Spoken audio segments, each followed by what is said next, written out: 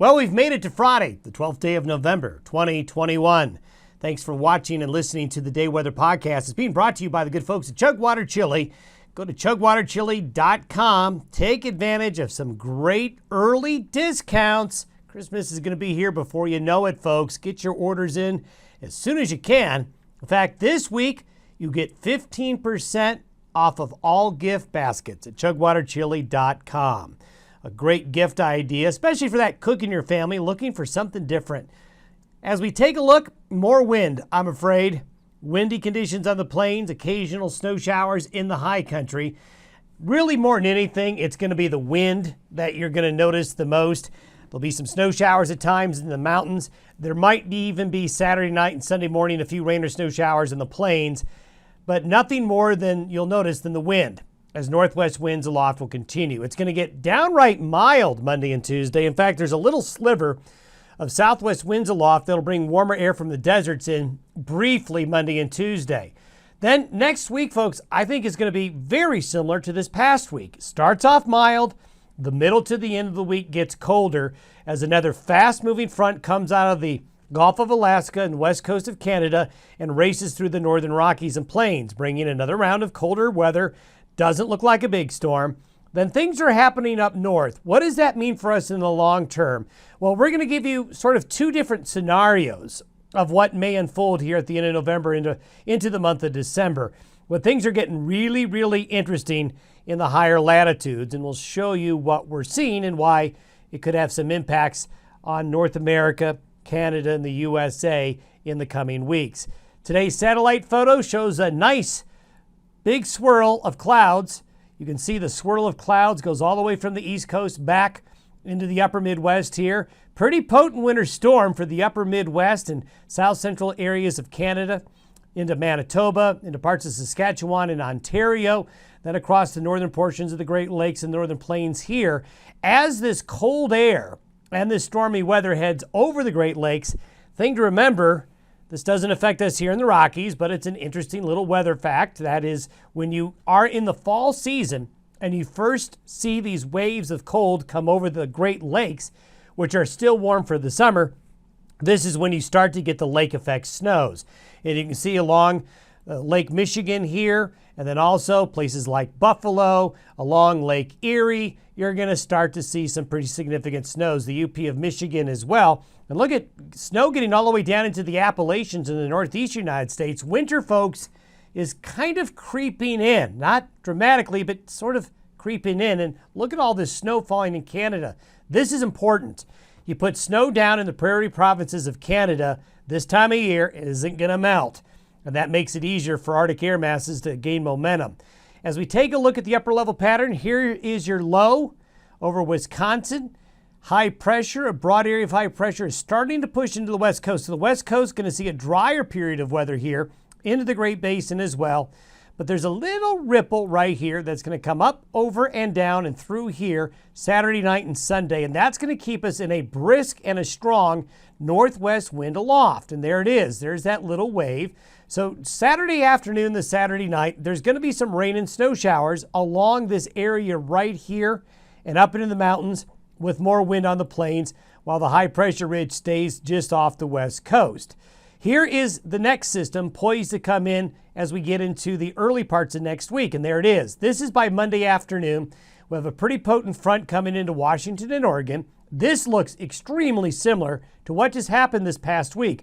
This will swing through Tuesday night and Wednesday, probably form another storm around there as it comes through.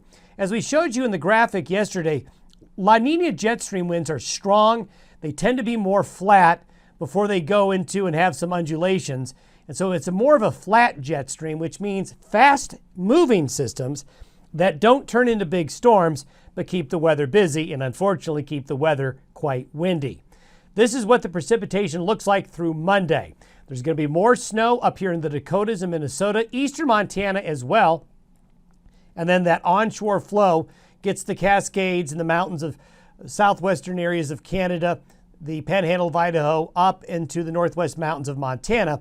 But you can see not as much as you get in the mountains of Wyoming and Colorado. Then look how dry it is in this area right here. This is what the snowfall looks like through Monday afternoon. over the next 3.5 days here. This is the wind gust pattern through Monday. These are peak wind gusts between now and Monday. You can see the worst of the wind is for eastern Montana and the western Dakotas here. Very windy conditions right under that jet stream. And then look up here in north central Montana, some really strong winds and pretty stout winds along and east of the divide into Wyoming and Colorado and up over the higher terrain. So be ready for the wind. Now let's talk about the northern latitudes, the areas up to our north, and how this may play a role as we get to the end of November and into early December. What I'm showing you here is the 500 millibar chart, what the pattern is looking like at 18,000 feet in the northern hemisphere. So it's a little hard. I'm throwing a lot at you here, but here's the United States right here. As you take a look over here, you can see that here's Alaska right here, and then you're back over to Asia, then over to Russia over here to kind of give you a point of reference. Where we really focus our attention during the course of the winter season is this area right here, because this is what really is going to dictate whether or not we're cold, warm, wet, or white, or dry. What we see out in the Gulf of Alaska and out in the North Pacific is a really big driver in what happens with our weather pattern. Wherever you see blue here and gray, it's really, really cold. Where you see warmer colors such as yellow or orange, the air masses are warmer. What's important in this map is where high pressure ridges are, such as this, a ridge like a mountain, and where the troughs are, like one right there. So if we were to draw a line of ridges and troughs across the northern hemisphere, they're all connected here. We've got a lot of waves forming, but in particular, by the end of next week, some of the long-range modeling is predicting that over the Aleutians here, western areas just west of Alaska here, we have a high pressure ridge developing.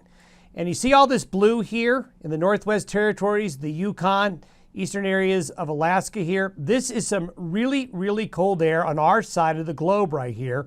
Really, really cold air. If this high pressure ridge does form, not saying it will, but if it does, basically it's like opening a door. Swings right open, and this cold air has access to the lower 48 states. Now this is one model, but for the same time, I'm going to show you another model. This model has the high pressure ridge, actually you can see it right here, but it gets cut off by this system right here. And if that high pressure ridge builds but gets cut off, then what it does is the cold air can get to the US-Canadian border but stays more north. So it's almost like a coin flip. I hate to say this, and you hate to say this as a weather forecaster when folks are trying to plan and know what's coming. It's an either-or situation. Either we're going to continue to be windy with these fast-moving cold fronts at the end of November and early December, where you don't really get big storms, but you have lots of little ones and you have lots of wind. And yeah, it gets chilly, but it doesn't get really cold. The other scenario is this one. The cold air pours out of the higher latitudes into the lower 48 states late November into the month of December, and then what we talked about in our long-range forecast that we put on YouTube is that, well, the tendency we're seeing is that colder air is going to have a chance, several chances to move south. So we have one of these situations that you're going to want to watch very carefully in our podcast next week. Will we get this ridge building here, opening the door to Canada, or will we get this situation where, yeah, it's still busy and colder, but not really, really cold? We live and die in the winter by what happens right here, and if there's a ridge here, we go into the fridge. So stay tuned. This is what temperatures look like by Tuesday of next week in Alaska. We're starting to see some negative 30s show up for overnight low temperatures by early next week. So we know the cold air is going to be there. It's just a matter of, will that cold air have a chance to move, or will it stay bottled up? The stratospheric warming event that we have been talking about in December is still showing up. This is textbook cold for the lower 48 states if we see the stratospheric warming trend right here that pushes the cold air off the higher latitudes and further south. So we'll put a question mark on it here, but things are starting to get, well, very, very interesting in the long term. Here's a look at temperatures relative to average by Monday the 22nd. See all the purple here? These are temperatures minus 30 below normal. That doesn't mean 30 below, but it means 30 degrees below average. If you're 30 degrees below average in British Columbia, the Northwest Territories and the Yukon, and many areas of Alaska, that is really, really cold. So the question will be is, will the cold air come south or will it get directed to the east? So stay tuned.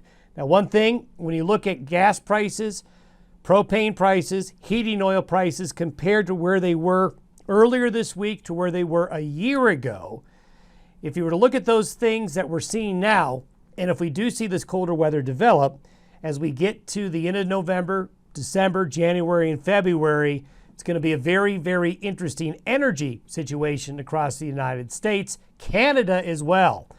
Canada, folks, is looking really, really cold this winter. At least the opportunities for some long periods of cold up there is looking likely. Thanks for listening and watching the Day Weather Podcast. Have yourself a good weekend. We'll see you on Monday.